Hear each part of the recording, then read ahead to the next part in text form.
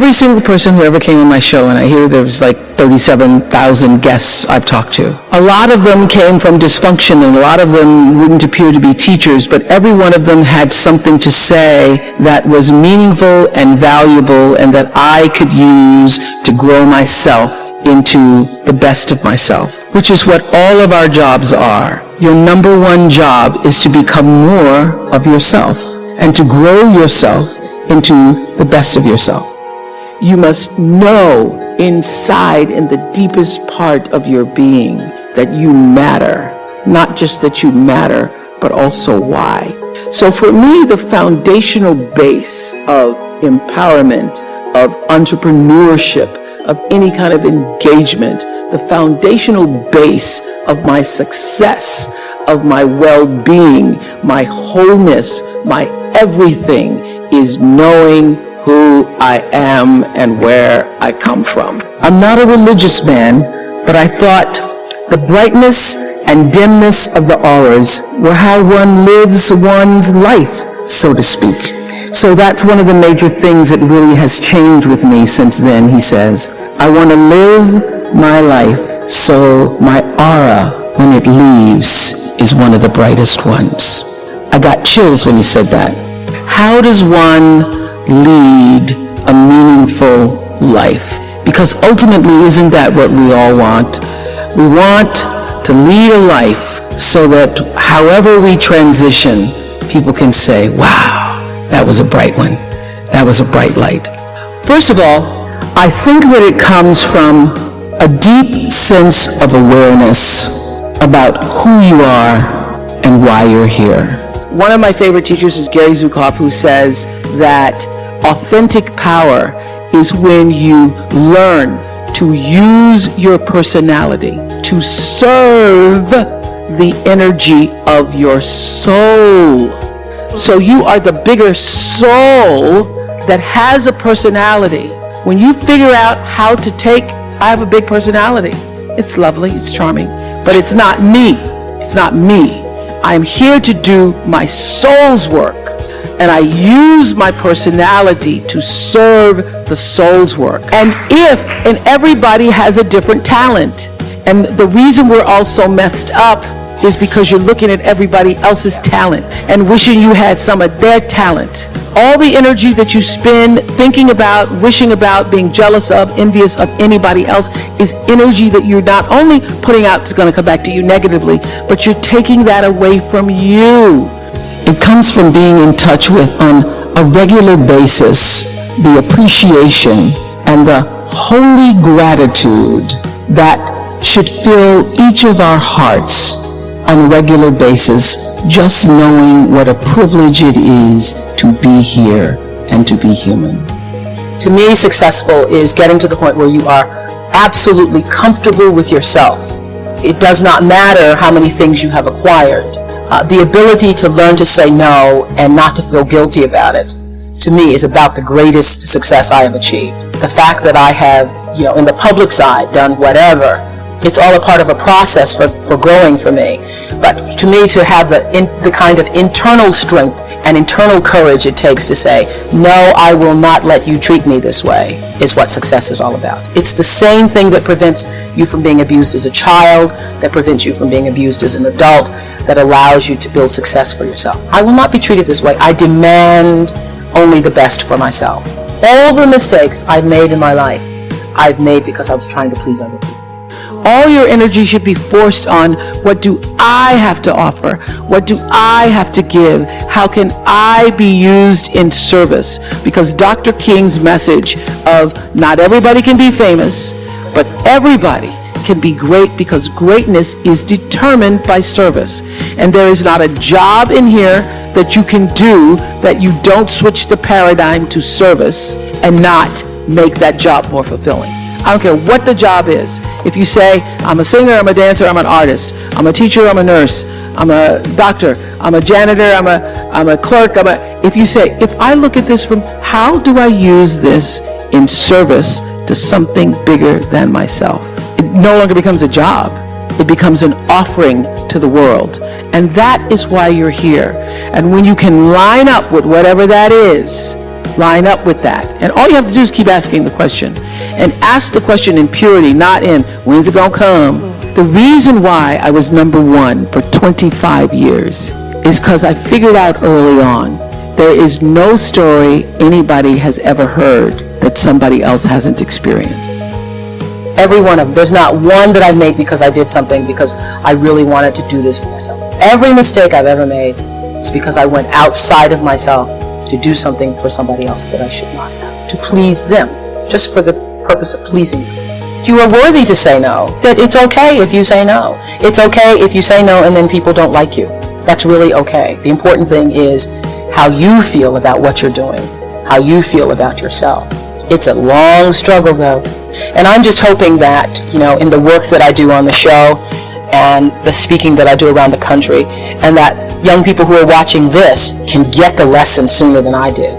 Because it's painful, because you keep repeating it over and over and over until you get it right. And what I found is that every time you have to repeat the lesson, it gets worse. Because I call it God trying to get your attention, the universe trying to get your attention. So we didn't get your attention the first time, so we're going to have to hit you a little harder this time. So I'm still doing it. I'm still learning. I say this. Many times I say the universe is always trying to get your attention. I use universe and God interchangeably. It's trying to get your attention. And sometimes it starts out, any major problem you encounter, it always started out as a whisper.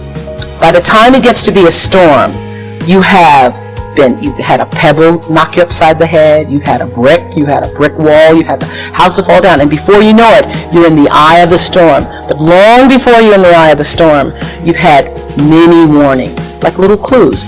So now my goal in life is to not to have to hit the eye of the storm, is to catch it in a whisper, to get it the first time. And getting it comes from understanding I think the one thing that has allowed me to certainly achieve both material success and spiritual success is the ability to listen to my instinct. I call it my inner voice.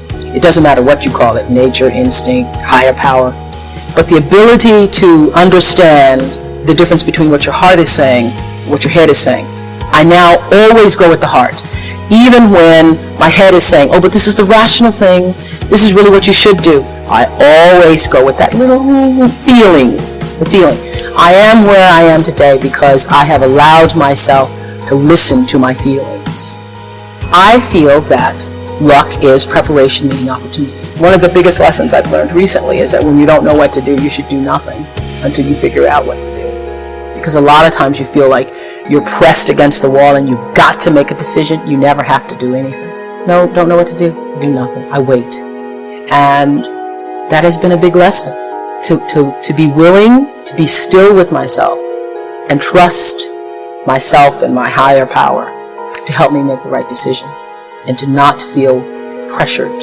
See, I think, we create stress for ourselves because you feel like you have to do whatever, you have to do it, you have to. I don't feel that.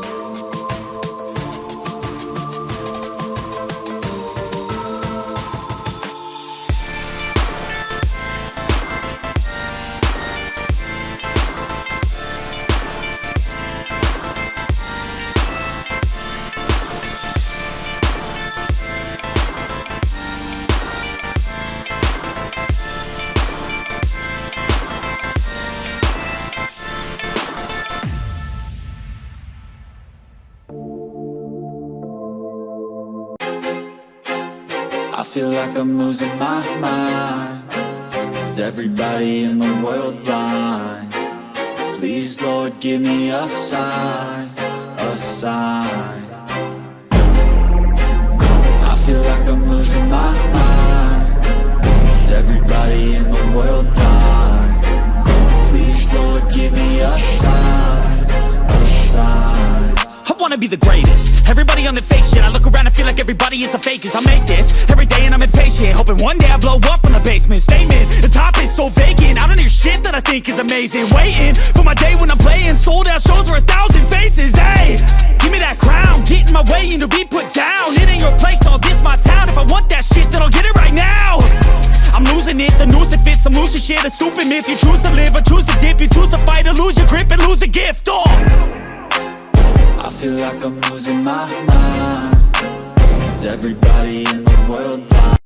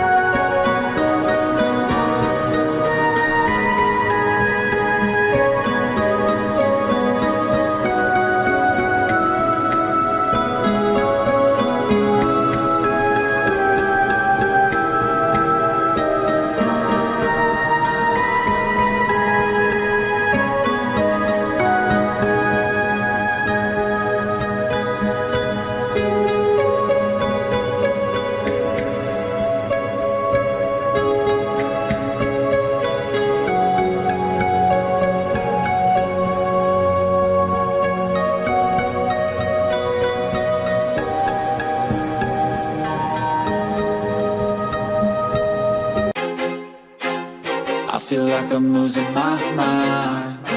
Is everybody in the world blind? Please, Lord, give me a sign, a sign. I feel like I'm losing my mind. Is everybody in the world blind? Please, Lord, give me a sign, a sign.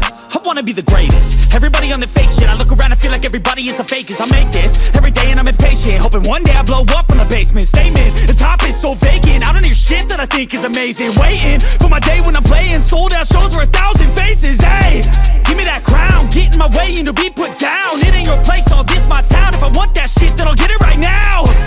I'm losing it, the noose it fits, I'm losing shit. A stupid myth, you choose to live or choose to dip. You choose to fight or lose your grip and lose a gift. I feel like I'm losing my mind. Is everybody in the world blind?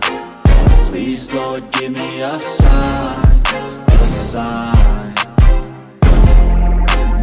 I feel like I'm losing my mind. Is everybody in the world blind? Please, Lord, give me a sign, a sign. Yeah. There's no mercy in this world, just hunger-thirsty persons in different versions. Each new update, that shit worsens. Why? Pull back the curtain and you'll see the different vermin. We all have different burdens that all seem to cause disturbance. Yo, so do me a favor, don't treat me like a neighbor. Don't need the different flavors of your problems just to savor